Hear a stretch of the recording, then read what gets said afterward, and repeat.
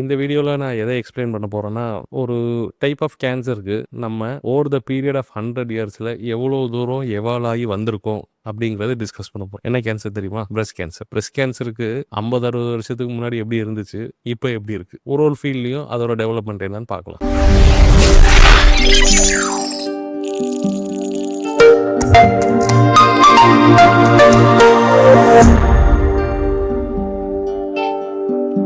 Breast கேன்சருக்கு surgery 50-60 வருஷத்துக்கு முன்னாடி சர்ஜரி எப்படி தெரியுமா இருந்துச்சு? மார்பகத்தை முழுசா எடுத்து அது கீழே இருக்கிற சத பகுதியை எடுத்து அக்கல் பகுதியில் இருக்க நெறிக்கட்டி முழுசா எடுத்து அங்க இருக்கிற மசில்ஸ் எல்லாம் ரிமூவ் பண்ணி வெசல்ஸ் எல்லாம் ரிமூவ் பண்ணி கையெல்லாம் நல்லா வீங்கி வீங்கி போய் கிடக்கும். இந்த மாதிரி இருந்தது ஆப்ரேஷன். ஃபுல் முழுசா மார்பகத்தில் சின்ன கட்டி 1/2 சென்டிமீட்டர் இருந்தா கூட முழுசா அங்க இருக்கிற மசில்ஸ் நர்வ்ஸ் எல்லாத்தையுமே ரிமூவ் பண்ற மாதிரி தான் முன்னாடி ஆப்ரேஷன் இருந்துச்சு. அதுக்கப்புறம் எப்படி குறைச்சி எடுத்துட்டு வந்தாங்கன்னா சத பகுதிகள் எல்லாம் பெருசா வரல, ஏன் சதையை எடுக்கணும், அது பிரஸ்ட் டிஷ்யூல வர கேன்சர் தானே அப்படின்னு சொல்லிட்டு மார்பகத்தை முழுசா எடுக்கிற மாதிரியும் அது மோஸ்ட் காமனா எங்க பரவும், அக்கில் இருக்க நெறிக்கட்டிக்கு பரவ வாய்ப்பு இருக்கு மைக்ரோஸ்கோபிக்கா. ஸோ அந்த நெறிக்கட்டியை மட்டும் எடுத்தா போதும் அப்படிங்கிறது வந்துச்சு. அதாவது ரேடிக்கல் மாஸ்டெக்டமிலேருந்து மாடிஃபைட் ரேடிக்கல் மாஸ்டெக்டமி, அதாவது கொஞ்சம் மாடிஃபை பண்ணி எங்கே டியூமர் இருக்கோ அதை மட்டும் ரிமூவ் பண்ணலாம் அப்படிங்கிற அளவுக்கு வந்துச்சு. இப்போ எவ்வளோ தூரமாக எவ்வளோ இருக்குது, இதெல்லாம் இந்த மாதிரி பேசி பேசி பிரஸ்ட் கேன்சர் பற்றி அவேர்னஸ் வந்து அதுக்கப்புறம் எவால்வ் ஆகி வந்ததும் இப்போ எவ்வளோ தூரம் தெரியுமா இருக்குது. இப்போது முழுசாக எடுக்கணுங்கிற அவசியமும் இல்லை. கட்டி சின்னதாக இருந்துச்சு, ஏர்லி ஸ்டேஜ்லேயே உங்களுக்கு கட்டி இருந்துச்சுன்னு பார்த்து நம்ம மேமோகிராம் அல்ட்ராசவுண்ட்லேயே கண்டுபிடிச்சி வேற எங்கேயும் பரவாயில்லைங்கிறத பெட்சிட்டி வச்சு கன்ஃபார்ம் பண்ணிட்டோம்னா வெறும் கட்டியை மட்டும் எடுக்கிற ஆப்ரேஷன் அளவுக்குமே இப்போ வந்துருச்சு. ஓகேவா? ஸோ ஓவர் த 60 இயர்ஸ் எங்கே வந்திருக்கோம், முழுசா சதையெல்லாம் எடுத்து மார்பக பகுதியை எடுத்து கையெல்லாம் வீங்கி போய் இருந்த இடத்துல இருந்து இப்போ கட்டியை மட்டும் எடுக்கிறது, அதாவது பிரஸ்ட் கன்சர்வேட்டிவ் சர்ஜரி, அந்த கட்டியை மட்டும் எடுக்கிற அளவுக்கு வந்துருச்சு. அடுத்து எதை நோக்கி தெரியுமா போயிட்டு இருக்கோம்? கிட்டத்தட்ட இதெல்லாம் இப்போ நடக்குதான், பட் பரவாயில்ல நடக்கல. இதெல்லாம் அடுத்த ஃபியூச்சர்ல கண்டிப்பா வரும். இப்போ எதை நோக்கி போயிட்டு இருக்கோம்னா, அந்த கட்டியை மட்டும் எடுத்தீங்க தெரியுமா, அந்த இடத்துல ஒரு டிஃபெக்ட் இருக்கும்ல, அதை நீங்க வந்துட்டு ஃபிளாப் வச்சு மூடுற மாதிரி, அதாவது அந்த மார்பக பகுதியில் அந்த கட்டியை மட்டும் எடுத்த இடத்துல ஒரு ஹோல் மாதிரி இருக்கும், டிப்பு மாதிரி இருக்கும். இந்த டிப்புமே பார்க்க அசிங்கமா இருக்கும். அதுக்கு என்ன பண்றோம், பக்கத்துல இருந்து நம்ம சதையை எடுத்து அந்த இடத்துல வச்சுக்கிற மாதிரி, ஸோ தட் அந்த ஷேப் கூட மாறாது. ஸோ கட்டினா முழுசா எடுக்கணுங்கிறதுலேருந்து கட்டியை மட்டும் எடுத்தா போதுங்கிற வழியும் வந்து இப்போ கட்டியை எடுத்தாலும் என் மார்பகத்தோட ஷேப் மாறாத அளவுக்கு ஆப்ரேஷன் பண்ற அளவுக்கு வந்து நிற்கும். இது ஆப்ரேஷன் நடந்த டெவலப்மெண்ட். முக்கியமான பேக்ரவுண்ட் இதுக்கு இருக்கிறது வந்துட்டு நம்மளோட அவேர்னஸும் ஏர்லியரா கேன்சரை கண்டுபிடிக்கிற எக்யூப்மெண்ட்ஸும் வந்து காரணம் தான். ரெண்டாவது காரணம் வந்து கீமோதெரப்பி, ரேடியேஷன், இம்யூனோதெரப்பி, டார்கெட் தெரப்பிலாம் வந்து டெவலப்மெண்ட்னாலையும் மார்பகத்து கேன்சர்ல நீங்க முழு மார்பகத்தையும் எடுக்க வேண்டாங்கிற அளவுக்கு டெவலப்மெண்ட் வந்துருக்கு. பத்தி கீமோதெரப்பி எடுத்துக்கோங்க. முன்னாடி எல்லாம் வந்துட்டு கிட்டத்தட்ட 6 மாசம் 9 மாசம் கீமோதெரப்பி போடுற மாதிரி இருக்கும். முடியெல்லாம் கொட்டு போய் வெயிட் எல்லாம் 10 கிலோ 15 கிலோ குறைஞ்சு அந்த அளவுக்கு ட்ரீட்மெண்ட் ப்ராசஸ் இருந்துச்சு முன்னாடி. இப்போ எவ்வளவு தூரம் எவ்வளவு ஆகி வந்திருக்கும், 8 சைக்கிள் கீமோதெரப்பி. ஏர்லியரா கண்டுபிடிச்சிங்க T2 அது மாதிரிலாம் இருந்துச்சுன்னா 6 சைக்கிள் கீமோதெரப்பி போதும். இதுல மாலிகுலர் ஸ்டடி எல்லாம் வந்துட்டு கீமோதெரப்பி பிளஸ் இம்யூனோதெரப்பி எல்லாம் கம்பைன் பண்ணி கொடுக்குற அளவுக்கு டெவலப் ஆகிருக்கு. கிட்டத்தட்ட 3 வாரத்துக்கு இருந்தது போக 2 வாரத்துக்கு ஒரு தடவை கீமோதெரப்பி போடலாங்கிற அளவுக்கு வந்தாச்சு. 2 வாரத்துக்கு ஒரு தடவை கொஞ்சம் ஸ்ட்ராங் டோஸ்ல கொடுக்கணும். ஸோ ரொம்ப யங் ஏஜ்ல நம்ம கொடுக்கலாம், ஓல்ட் ஏஜ்ல கொடுக்க முடியாது. 60 வயசுக்கு மேலனா நம்ம ஃபாஸ்டா ட்ரீட் பண்றோம்னு சொல்லிட்டு சைடு எஃபெக்ட் ரொம்ப கொடுத்துடக்கூடாது. யங் ஏஜ்ல டாலரபிளா இருக்காங்களான்னு பார்த்து 2 வீக்ஸ் ஒன்ஸும் கொடுக்க முடியும். அப்போ 2 வீக்ஸ் ஒன்ஸ்னா நீங்க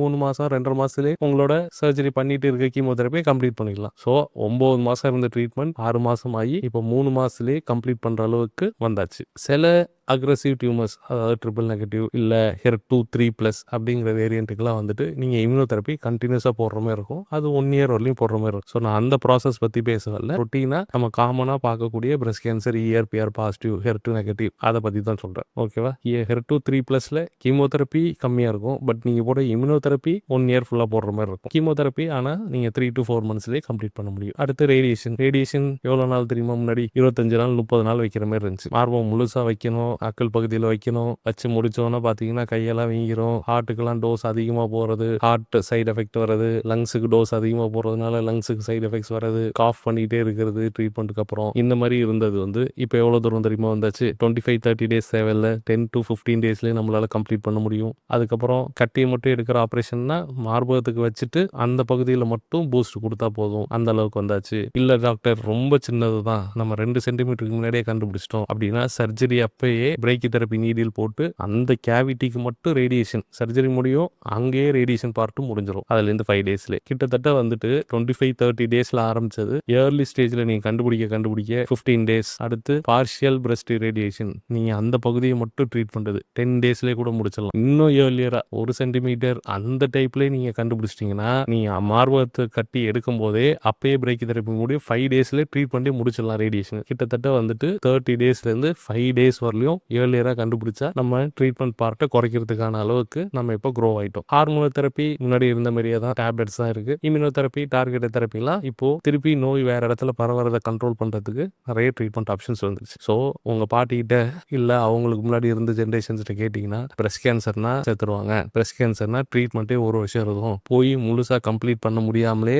நிறைய பேர் இறந்து போயிருக்கிறதுக்கான வாய்ப்பு இருக்கு. இப்போ அப்படிலாம் கிடையாது. 3 to 6 months, ஏர்லி ஸ்டேஜா இருந்தா 3 monthsக்குள்ளேயே முடிஞ்சிடும், கொஞ்சம் அட்வான்ஸ் ஸ்டேஜா இருந்தா 6 months. இதுக்குள்ளேயே நம்ம எல்லா ட்ரீட்மெண்ட் ஆப்ஷன்ஸையும் முடிச்சிடலாம். ஸோ தட் அதுக்கப்புறம் அவங்களுக்குடைய ரொட்டீன் குட் குவாலிட்டி ஆஃப் லைஃபை நம்மளால என்ஷூர் பண்ண முடியும். சில அக்ரெசிவான டியூமர்ஸ், அதான் சொன்னேன் HER2 3+ அந்த மாதிரினா வெறும் அந்த டார்கெட்டட் தெரப்பி மட்டும் நீங்க 1 year போடுற மாதிரி இருக்கும். ஹார்மோனல் தெரப்பி அது டேப்லெட் ஃபார்ம் தான். சில அதாவது 45-50 வயசு மேல இருக்கிறவங்க 5 years போடுற மாதிரியும், யங் ஏஜ்ல இருக்கவங்க 10 years போடுற மாதிரி இருக்கு. பட் அது எல்லாமே வந்துட்டு நீங்க வீட்லயே எடுக்கக்கூடிய தெரப்பி. ஹாஸ்பிட்டல் வந்து பண்ணக்கூடிய தெரப்பிங்கிறது சர்ஜரி, கீமோதெரப்பி, ரேடியேஷன். இந்த பார்ட் 9 months 1 year வரலையே இருந்தது. 3 to 6 months வரலையும் ட்ரீட்மெண்ட் முடிக்கிற அளவுக்கு இப்போ இருக்க டெக்னாலஜியில் வளர்ந்துருக்கு. இதுக்கு நீங்க என்ன பண்ணணும்? ஏர்லியரா கேன்சரை கண்டுபிடிச்சிங்கன்னா சீக்கிரமாகவே ட்ரீட் பண்ணிட்டு நீங்க உங்க வேலையை பார்த்துட்டு போயிட்டே இருக்கலாம். அவ்வளோதான். சர்வைவலும் நல்ல சர்வைவல் இப்போ பண்ண முடியும். இப்போ சர்வைவல் கூட இல்லைங்க, குவாலிட்டி ஆஃப் லைஃப் அதுலேயும் கான்சென்ட்ரேட் பண்ண ஆரம்பிச்சிட்டோம். மார்பகத்தை முழுசாக எடுத்து இது பண்ணுறதை தாண்டி மார்பகத்தோட ஷேப் மாறாத அளவுக்கு பண்ணுற அளவுக்கு வந்துருச்சு. இல்லை நான் பழைய இதுபடி மார்பகத்தை முழுசாக எடுக்கிற மாதிரி ஆயிடுச்சு டாக்டர், இருந்தாலும் என்னோட ஷேப் மெயின்டைன் பண்ணுற மாதிரி இருக்கா?